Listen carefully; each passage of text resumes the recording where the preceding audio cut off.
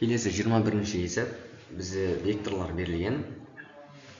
Осы екі вектордан құралған басқа бір с векторын табу керек.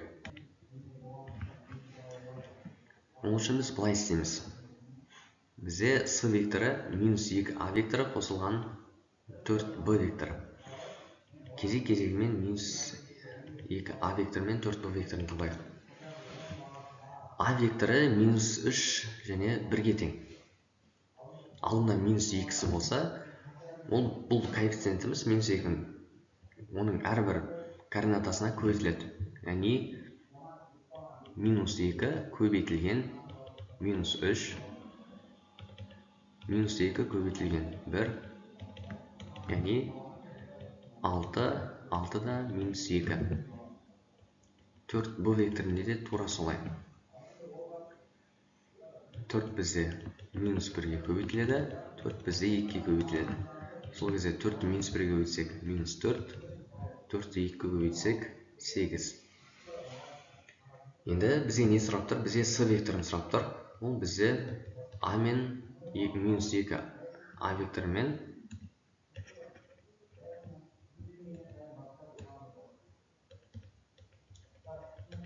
-2а векторы мен 4b векторының қосындысы.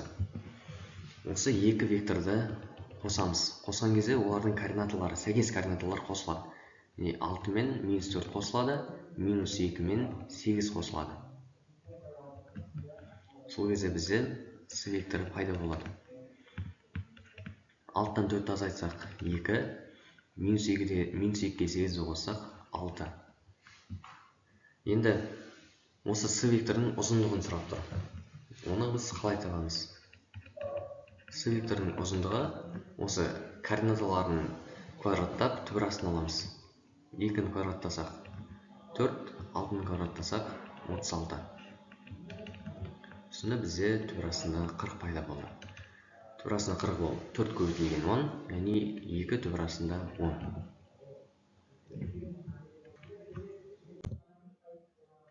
Келесі 22-ші есеп. Өрнектің мәнін табыңыз дейді.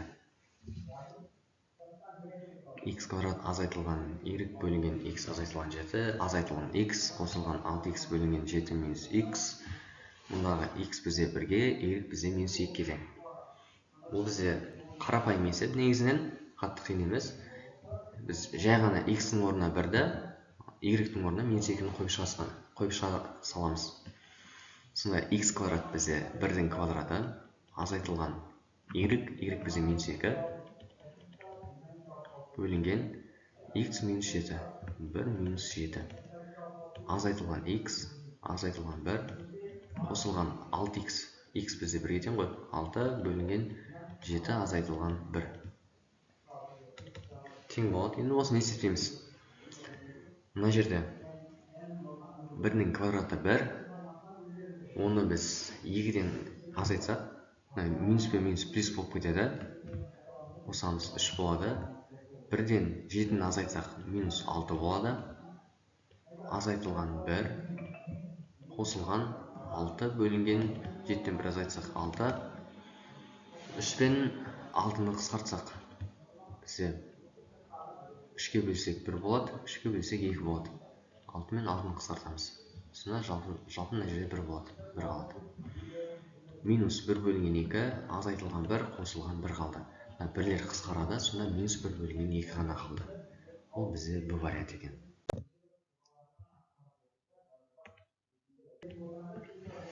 Келесі есеп. Бізге көрсеткіштік теңдеу берілген. Оның түбірлерінің көбейтіндісін табу керек.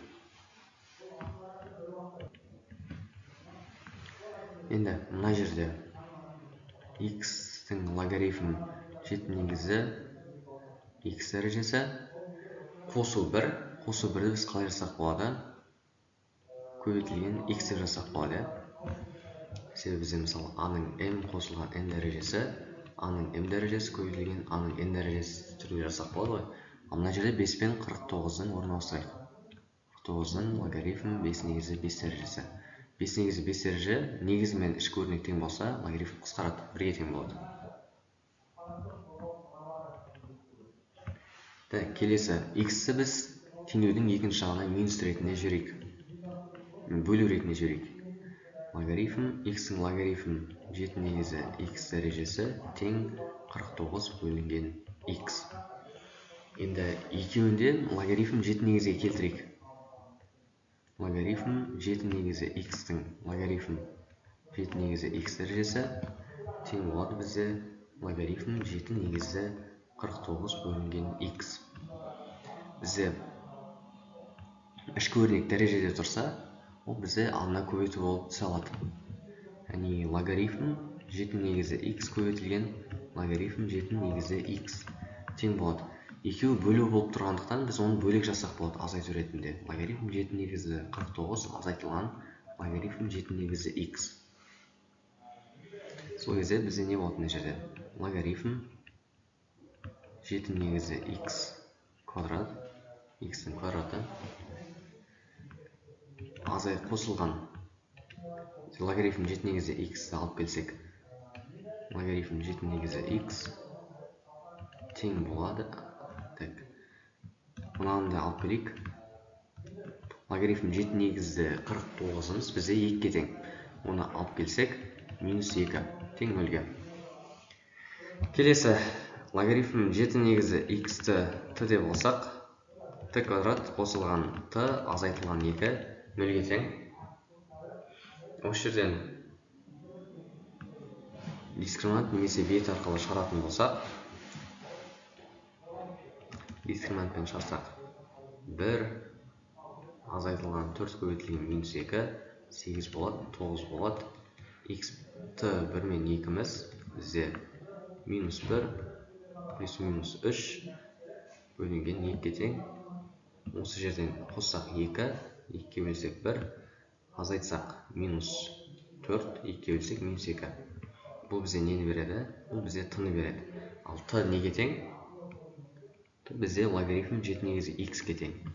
Ол бізде t-мыз 1-ге тең болған кезде логарифм 7 негізі x-міз 1-ге тең болады. X бізде 7-ге тең болады. T-мыз минус 2 болған кезде логарифм 7 негізі x-міз минус 2 болады. X бізде 7-нің минус 2 дәрежесі немесе 1 бөлінген 49 болады. Енді бізде не сұрап тұр? Бізде осы 2 түбір пайда болды ғой. Осы 2 түбірдің x1 мен x2-нің көбейтіндісін сұрап тұр. 7 көбейтілген 1 бөлінген 49. Екеуі қысқарады. Сонда 1 бөлінген 7 пайда болады. Бізде бұл жауап. Бізде келесі 24-ші есеп. Теңсіздікті шешіңіз дейді. Мына жерде бір заңдылықты байқауға болады.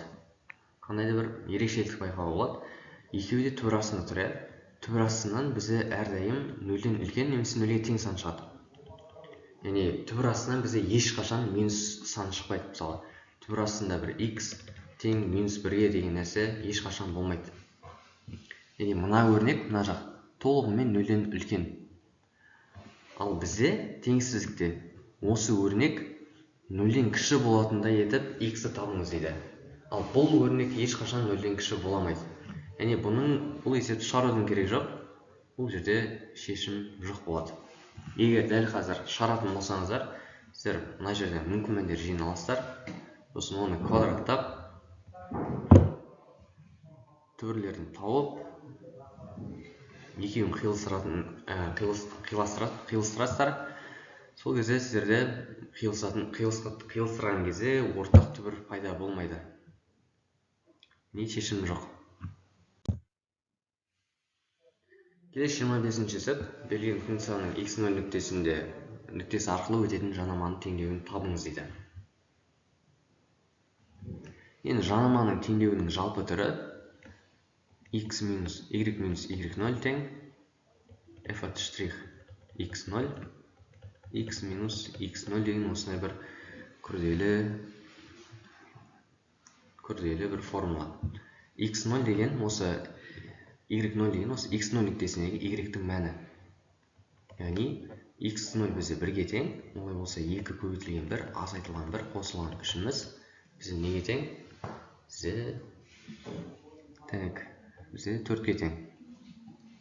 Келесі f от штрих x0 деген бірінші оның туындысын табалайды. Осы y функциясының туындысы. Туындыласақ, 2 көбейтілген x квадраттан 2x шығады. Сонда 4x азайтылған x-тің туындысы бізде 1-ге тең, ал тұрақтының туындысы 0-ге тең. f от штрих x0 бізде 1-ге тең. X-тің орнына 1-ді қоя саламыз. 4 азайтылған біріміз 3-ге тең. Осыдан бізде x азайтылған, y азайтылған y0 4-ге тең болады. f от штрих x0 бізде 3-ге тең. x минус x0 бізде 1-ге тең. Енді осыны ашып жазсалсақ болды. Y тең 4, мына бір жақшаны ашатын болсақ, қосылған 3x азайтылған 3. Осыдан y тең 3x қосылған 1-ге. Немесе бұны орнына ауыстырып жасақ та болады. Y тең 1 қосылған 3x. Бұл бізде д жауап екен.